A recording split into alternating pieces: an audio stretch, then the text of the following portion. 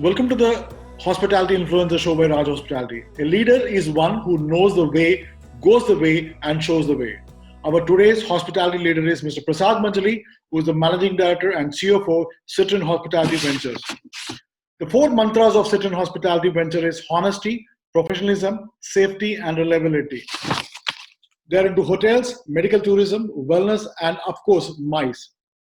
Citron Hospitality Ventures establishing shared beliefs, values, and goals. Mr. Prasad been in the industry for last 2.5 decades. He was educated in the industry and then worked his way up through the industry. He's fortunate in that he have the perspective of having worked in various positions. So he have empathy, understanding, and respect for each position. Everyone needs to be treated with mutual respect and understanding. That is the thought all about Mr. Prasad Manjali. Once again, welcome to the show, Mr. Prasad. Thank you, Raj. Thanks for that wonderful introduction. Uh, I'm very happy and glad to be here in your show.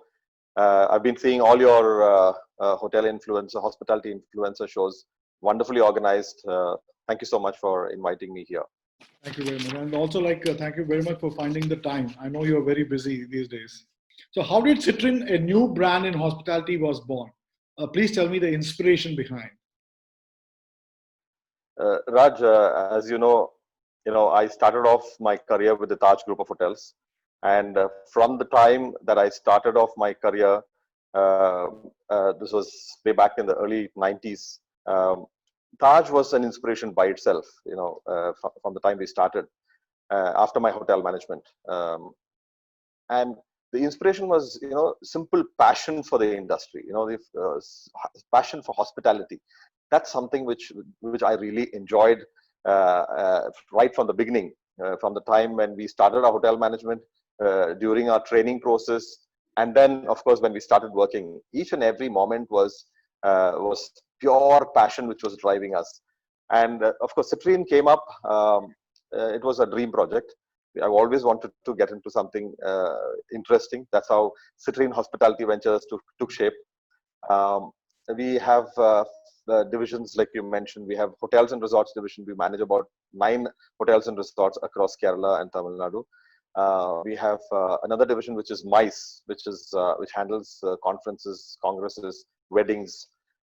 That's precisely about MICE. Now we have another division called Citrine Holidays. Citrine Holidays is outbound holiday division. We do outbound holidays. Maldives by Citrine is another division which we focus only on Maldives as a destination. We have a few hotel partners whom we work with, exclusive hotel partners whom we work with from Kerala with exclusive rights to promote those hotel groups. The other division is a food and beverage concept, which is called the Eat by Citrine. Eat by Citrine is a traditional flavors, tribal cuisine concept, which is very new. It is our newborn baby during the COVID era. It's actually the need of the hour. So we came up with this concept called Eat by Citrine. That's about Citrine. And of course, as I said, it's pure passion which is driving Citrine forward. And that is the reason why we got into this.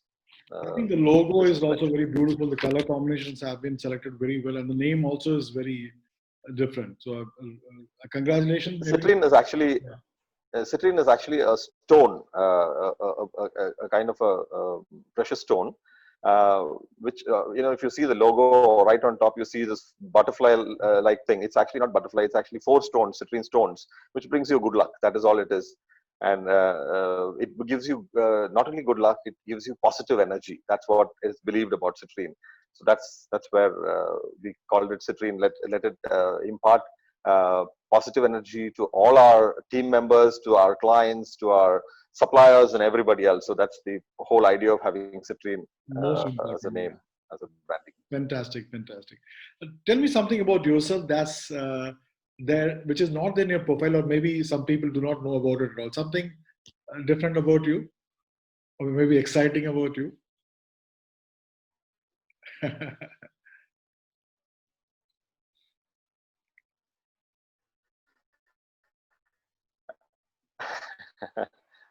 I think most of my friends know me. I don't want to be making too much of noise. My passion, as I said, there's nothing much that people do not know about me in terms of what I am. For those people who know me, they know me thoroughly well. Um, I mean, there's no secret about it. Actually, I've No, kept myself very when I say transparent. because some people are good singer, dancers, or maybe like writers, Okay. something like that, which other people do not know, but then internally, yes, you are. To be very honest, I like listening to music. Of course, singing is something which I like as well, but uh, I haven't had too much of time to carry on with that passion at all. Singing has been my one of my favorite pastime when I was young, but then couldn't take it to the next level at all. So I mean, very honestly, I've not encouraged any of my talents and moved forward with it at all. I'm sure because you have still time, you can always try that. I would definitely like to try it. It's something which is on the cards. I definitely on my bucket list. I definitely try that sometimes. When time Thank you. and What do you opportunity look comes. in a leader? For example, tomorrow you're appointing, now you're CEO of the company. Maybe tomorrow you are growing up and you have 30, 40 hotels. So what kind of qualities you're looking into a leader when you select them? So what kind of qualities do you think that they should have? Raj, that's a very interesting question. I mean, I've always tried to understand a leader. Uh, the qualities that a leader should have is first and foremost that he should have is the attitude. He should have the right attitude and a balanced attitude towards the entire scenario, whatever he's facing, including his people, the team, the clients. The attitude is the most important thing as far as leaders concerned. As I said, the right balance is very, very important. Inspiration, leader should be able to inspire his team. Uh, that's something which is very important. He should be an example to his team members. That Right. is the greatest thing. You just preaching is not enough. He should preach and practice. This is something which is very important for a leader. As you know, my colleague Samson Benedict, I must mention him at this point because he's one of the best, finest of leaders that I've seen. He's one of the directors at Discipline Hospitality Ventures, and the reason why I call him one of the best leaders is because of the kind of attributes that he carries. One of them is the way he balances his team, the way he takes forward his team, the way he conducts his day-to-day activities, and of course, like for example, the one of the greatest qualities that a leader should have is he should be able to show an example to his team members. Like for example, there's an inquiry that has come in, don't postpone it. You can see him actually going straight onto that particular inquiry, finishing it off, sending them an email, following it up with a call, and say, "Okay, I've done whatever I have to do." Now he continues to follow up. That is the greatest, Absolutely. one of the greatest qualities that a leader should have, and that's something which inspires the rest of the team as well. Uh, that's more about leadership, and the passion that again the passion that a leader carries forward to Correct. take his team together. Yeah, I think very interesting. I think Samson, as all of us know, that is definitely one of the biggest asset for you. Are there similarities between being a that's team right. leader and a coach, and how you define both? In fact, between team and coach, yes, there are a lot of similarities. There are a lot of similarities. Team leader and a coach, right? Team leader and a coach. Like for example, a team leader tries to mold his team because for him, molding the team and making them competent is very, very important. Similarly, a coach for him also, he needs to train his team and keep them competent so that they produce whatever results is required. More or less, if you ask me, the team leader and the coach are more or less the same. They do the same job. Uh, they have the accountability, they have the responsibility. They need to actually mold and train and make the team so efficient that they are perfect. They are again they are also driven by passion. Only then they will be able to achieve those results. So it's more or less the same, being a team leader and a coach. In fact, team leaders are always a coach. They have to have the abilities of a coach. Correct. and then they achieve their results. And I do believe in the same. So, what metric do you use to evaluate the team performances? Pure, it's very simple and plain. We use pure business volume, performance based pure business volume evaluations. Like you said, we have reports on a daily basis. We have a weekly reporting pattern. We have a monthly reporting pattern. We go through that and we understand the performance pattern as to who's performing well. That is on one side. Of course, that is like any other organization. We also follow the same pattern. But at the same time, we also give a lot of value for teamwork. Somebody who is not directly responsible for producing results, but he is actually one of the contributors or one of the factors who contributes in achieving results. So a team player who's actually somebody who's behind the scenes is also very important. So we have certain parameters to judge, and then we have certain criteria which will actually through which we understand the performance in terms of what their performance is, and that's the metrics that we use. Very simple. So, what do you think that today's generation should adopt for being a great leader? Do you think that attitude, passion, patience, and consistency is needed? I've been seeing off late, been seeing a lot of youngsters who are getting into the industry these days. Unlike the days when we started our career, we were aggressive. At the time we were taught to be aggressive, or probably we had it in us in our DNA to be aggressive. But and we had a lot of patience. We knew that it would take some time for us to make, and it's actually a step-by-step process. But today's youngsters, they really want to make it overnight, which is not the right attitude that they must carry. Then you have a lot of patience.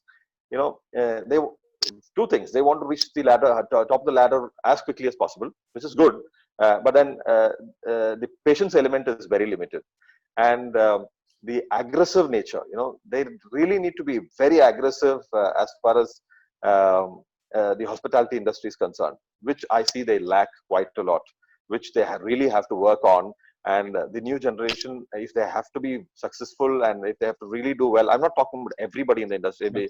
As far as newcomers are concerned, there are about 10 to 20% who are pretty aggressive, who are very serious about hospitality industry and the hotel industry and the tourism industry. They're doing well. But the rest of the 80%, I would put it as 80% for sure, because I've seen that in the last so many years. Yeah. The energy that they carry is not enough. So they really have to have the patience, commitment, dedication, and move forward. As that's the advice. And they have to be aggressive. And the most important thing, as we earlier said, the attitude. The attitude is very, very important. That's something that they have to prepare their minds and get ready for that. I think very well said. Very well said. Success everyone can handle. How failures can be handled, especially today's generation? Raj, actually, failure. There's a term called failure, which should not be used ideally, because even if you say failure is the first step. I don't even say that it's a stepping stone. It's the first step to success. We all heard of the Robert Bruce story, where he has attempted multiple times, he failed, and then he learned the story. I mean, the lesson from a spider, who did not let things go. He kept on attempting until unless he succeeded. So failure should always be taken as a lesson, as the first lesson, or the second lesson, or the third lesson. You need to keep trying until you succeed. So that determination is something that we need to have. Persistence is very, very important, is what I feel. So you should always keep putting your efforts. Do not turn back and say, this is not my cup of tea, I wouldn't be able to do it. Keep trying, and you'll definitely succeed at one point or the other. This is what I firmly believe. And if somebody says that you cannot do it, and you don't do it, that is the time when you have to tell to yourself, yes, I will be able to do it. I am going to do it. I will definitely be successful. That's the attitude that we must carry. And you will definitely be successful in whatever we do. There's nothing that's called impossible in this world. Absolutely. You can achieve anything. This is what I believe. I am possible kind of stuff. Yeah. You have been associated with many of the colleges, etc. So I just want to understand, like, what if you think that what kind of changes should be brought into the today's hospitality education? If you ask me about hospitality education, I know there are institutions and colleges which do 4-year degree programs and 3-year diploma programs and all that, which is good. But then the traditional way of operating the hospitality industry, I mean, hospitality education has to change. It's high time. From the time what we learned and what you have now, right from the syllabuses has to change. We need to update ourselves. Most of the catering schools are very traditional even today. Probably about 50, 60-year-old systems are still being followed. And we have not modified our syllabus. We have actually, I mean, we might have modified it to a certain extent, but not up to the required standards. So, including IHMs across India, we need to upgrade our syllabuses. We need to include a lot of the new technology activities that happen currently in the hospitality industry has to be included. And today what happens is a 4-year degree holder from one of the universities would not be able to handle hotels, one department, or maybe even for that matter, he wouldn't understand where to start until unless he's gone through aggressive training programs during his period, his education. But otherwise, he's like fish out of water when he first walks into the hotel. Instead, instead of a 4-year program, of course, the program can be for 4 years, but then I would suggest more than 2 years should be practical training, and 2 years should be academics. Right. So they should be allowed to be going to hotels after each semester, like one semester of academics. The second semester should be hardcore training in a hotel. And then third semester should be classrooms again, and the fourth semester is hardcore training in a hotel. So that's probably one way of aggressively training, so that after the 4th year or the 3rd year, these kids are actually perfect. They can just come in and they'll blend in into the system. That's something which we need to create. That's the change that our hospitality education should go through, and include all the latest activities that are happening. We need to upgrade ourselves. That's what I feel as far as hospitality education is concerned. Thank you, Prasad. And my last question will be that what would you like to tell to the viewers, especially the youngsters who are going to watch you? Like, what kind of advices? Because now this Corona last 6-7 months is already gone. How should they should focus for the coming months and years? Corona, I think, is an opportunity if you look at it that way. Absolutely. For those people who sit down and cry, absolutely no chance. I mean, you are one of the greatest inspirations. Look at you. During the COVID period, you have not spent 1 minute sitting down quietly.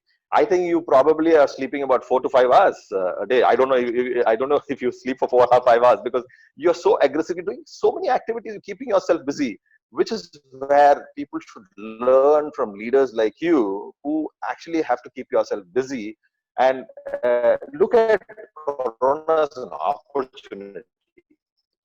There are so many things that you can do during Corona. I've seen a lot of my in the industry who have not wasted one inspiration to all the youngsters. I would say youngsters who are getting into this industry, who have just got into the industry. I've heard a lot of my hotel management colleges, people who run hotel management resorts, I mean hotel management colleges, have had no good luck in terms of admissions. They have 50% admissions this year. New admissions are 50%. Some of them have done 30%. Some of them are 70%. Not to the extent where people used to come and attend classes in hotel management. So that trend has gone down purely because hospitality was badly affected during COVID. But I tell you, we are the last one to recover after COVID, for sure. But we will be the most successful of the industries to bounce back and do so well. In the next few months, you probably would see that the hospitality industry, the hotel industry, the tourism industry will boom to such an extent that people who are all stuck at homes, who have realized the value of their life and their relationship with their family, would actually travel with their family to various destinations, and most of the hotels and resorts will do very well. And for those youngsters who are stepping into this industry, welcome to this wonderful industry. It's a beautiful industry to be in. Come over, enjoy this industry, And the future in this industry is going to be immense. Do not look at that one period where 6 months or 10 months or 8 months where the industry stand still, but now we have already started seeing the signs of recovery. And I'm very confident that we will do well in terms of the entire industry, the travel fraternity, the hospitality fraternity, the tourism industry as such. The entire industry is going to bounce back, and all of us are going to do very well. And this is definitely going to happen. So, youngsters who are reluctant to get into the tourism and hospitality industry, please do not restrict yourself to get into this industry. This is one of the most promising industries where you can do so well, and you can live a beautiful, wonderful life. So this is something which you'll really enjoy, because this has got a lot of people interactions. So this is something not one day is monotonous. Every day is different. Each day in this industry is very different. So you'll not know how each year goes. Like, for example, like Raj mentioned, I've put in 2.5 decades of my experience into this industry. During this period, I feel that it is like 2.5 years, not even 2.5 decades. So that quickly the number of years have gone, and I really enjoyed every moment of my working in the hospitality industry, right from my Taj days to all the resorts that I've worked with. Thank you so much, Raj, for this opportunity, and we wish you good luck, and the entire tourism hospitality fraternity very good luck. The wonderful sunny days are right in front of us. It's going to be there. The light at the end of the tunnel is already seen, and we're going to be seeing bright sunny days ahead for all of us. So let's be positive. Thank you very much, Mr. Prasad, for your inspiration and very, very aggressive. The last questions were beautifully answered. I think I could find that kind of inspiration and the kind of energy you are carrying. Thank you very much, and wish you a great luck for the Citrian Hospitality and a great year ahead too. Thank you very much. Thank you, Raj. Thanks once again for this wonderful opportunity. I'm very happy to be there on your show. Good luck for all the other episodes of your shows. Good luck. All the best, and keep doing it. Well done. Thank you.